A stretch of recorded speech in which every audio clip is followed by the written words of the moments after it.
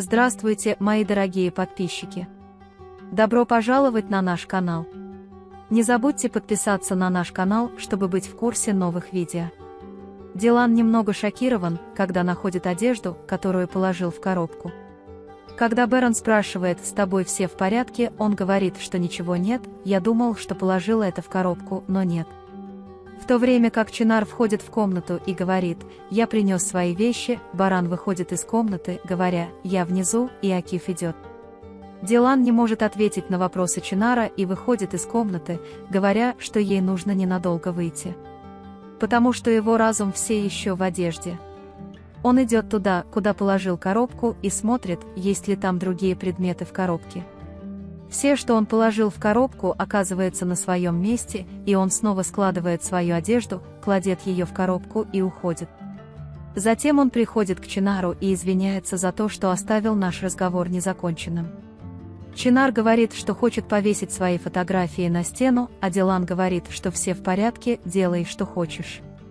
Пока Дилан спрашивает Чинара, я собираюсь ненадолго выйти в сад, ты хочешь пойти со мной? В двери появляется госпожа Хаджер и качает головой, чтобы он не согласился. Когда Дилан замечает ее там, госпожа Хаджер говорит, я пришла присмотреть за Чинаром, как вы знаете, дети растут во сне перед сном. Чинар немедленно ложится на кровать и укрывается. Когда Баран говорит, что не планирует возвращаться в компанию и что Тарик хорошо с этим справляется, господин Кудрет говорит о проблеме с рабочими. Бэрон говорит, что все совершают небольшие ошибки, и когда я думаю об этом, Дилан сейчас мой приоритет. Тарик продолжает делать что-то за спиной Барана. Подумав, что Чинар спит, госпожа Хаджер вошла в комнату, убрала фотографию Тарика и Чинара из рамы и заменила ее фотографией Мирана. Тем временем, хотя он и понимает, что Чинар видит его, он выходит из комнаты, ничего не сказав. Когда Чинар встает и садится на свою кровать, Хаджер внезапно снова входит в комнату и угрожает Чинару, говоря, что если он расскажет о том, что видел, произойдут плохие вещи. Он ругает Чинара и велит ему спать, Божье наказание. Когда Дилан встречает Берфин на кухне, он замечает, что Берфин не очень хорошо себя чувствует и спрашивает ее, «Я сейчас не очень хорош, я не делаю того, что думал, но не делай этого. Скажи кому-нибудь, ладно», и уходит из кухни. Господин Кудрет говорит Барану, «Я горжусь тобой, ты оставил свою боль в стороне, чтобы позаботиться о своей семье и жене». В этот момент к ним приходит Дилан с лимонадом для Барана и лимонадом для себя и предлагает ему свой, но господин Кудрет встает и говорит, «Садитесь, девочка, у меня есть работа». Мы проделали большую работу, предоставив комнату Дилану Чинару. Пока они задавались вопросом, что может быть лучше, чем заставить ребенка улыбнуться в этой жизни, Баран говорит, «Ты здесь», и они очень сближаются. Когда Дилан говорит, что погода прохладная, Бэрон говорит, пойдем внутрь. Хаджер Ханым и Джейда продолжают строить планы, как проникнуть в разум Дилана. Когда госпожа Хасиби приносит им чай, госпожа Хаджер велит им приготовить еду Хасану, чтобы пришло время для его лекарства, а госпожа Хасиби говорит, что госпожа Азади купила его и она накормит его сама. Госпожа Хаджер расстраивается, потому что она задается вопросом, откуда это взялось. Когда Баран говорит мне, как он беспокоится о Дилане, Дилан говорит, что когда ты так заботишься обо мне, я говорю себе, чтобы выздоравливал ради Барана, и есть еще Чинар, который расстраивается, когда видит меня в таком состоянии. Бэрон говорит Дилану, что ты найдешь способ жить с этой болью, я всегда буду с тобой, мы преодолеем это вместе, и они обнимаются. В этот момент Дилан видит, что рамка с фотографией Мирана пуста, и спрашивает, где фотография моего сына. Пока госпожа Азади кормит Хасана, приходит госпожа Хаджер и спрашивает, что происходит. Госпожа Азади отвечает, «Я забочусь о своем сыне». Когда госпожа Хаджер спрашивает, откуда она приехала, госпожа Азади отвечает, «Я видела, что вы не очень хорошо с ней обращались». Госпожа Хаджер отвечает, «Я отношусь к ней так, как она того заслуживает». Госпожа Азади говорит, «Я, Дилан, научилась хорошему у своей дочери, хотя было уже поздно». Глаза Хасана наполнились слезами, когда он отослал ее, сказав Гэже Хаджер, «Вы всегда заботились о ней. Отныне каждый ребенок хочет материнской любви». Видя, что Берфин не может собрать купленный им шкаф в беседке, Акиф приходит, забирает его у нее и говорит: «Я думаю, тебе следует оставить эту работу мне». Дилан повсюду ищет фотографию Мирана, но там царит беспорядок, и он не может ее найти. Затем Дилан бежит в комнату Чинара, чтобы узнать, взял ли я что-нибудь у него или нет. Хотя он был очень удивлен, обнаружив там фотографию, и задавался вопросом, как это могло случиться, Баран находит на земле фотографию Чинара стариком. Когда Берон говорит «пойдем», они говорят: «Я этого не делал, это не я, это смешно». Затем он подходит к Чинару и говорит: «Ты был здесь, ты видел это, давай, скажи мне, кто это сделал». Чинар молчит, потому что боится Гэжи Хаджер. Когда Дилан настаивает, Баран хватает Дилана за руку и ведет его в нашу комнату, чтобы поговорить об этом, а Чинар говорит: «Я знаю, кто это сделал». Пока Дилан спрашивает: «Скажи мне, Чинар, кто это сделал», госпожа Хаджер делает знак молчания через дверь. Когда Чинар замечает его, он вынужден молчать, и его лицо меняется. Когда Баран оглядывается туда, куда он смотрел, госпожа Хаджер тут же уходит. Пока Акиф собирает кабинет, Берфин пытается решить, какое сообщение ему написать. Когда Чинар говорит, что он сделал это, чтобы осветить эту проблему, Баран спрашивает: «Ты уверен, почему ты сделал это?» Хаджер кричит Чинару: «Давай, иди в сад».